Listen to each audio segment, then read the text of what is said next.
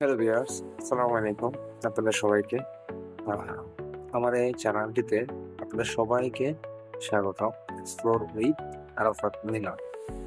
আমি আজকে আপনাদের সাথে কিছু খণ্ডকালীন ভিডিও শেয়ার করব, যেখানে আপনারা দেখবেন জাফলং যাওয়ার পথে কি কি জিনিস পড়ে।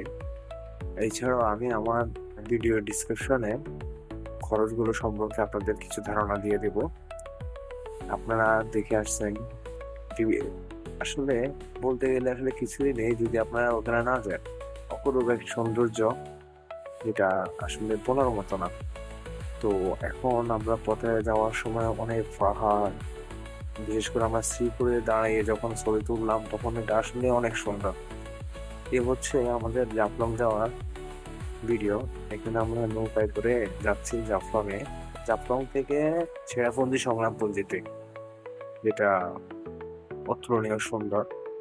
এটা হচ্ছে খাসিয়াপল্লীর নিচু অংশ, ওই যে দূরে দেখা যাচ্ছে সংগ্রামপঞ্জি। এখান থেকে আমরা খাওয়া দাওয়া সেরে নিলাম। আর আমরা এখন এই যে একটু ফাঁকে আমরা খাসিয়াপল্লীর উপর থেকে ভিডিওটা করলাম। খুব আফসোস লাগে যে পাহাড়গুলা সবগুলো ইন্ডিয়াতে পড়েছে, আমাদের ভাগে কিছুই পড়ে নাই।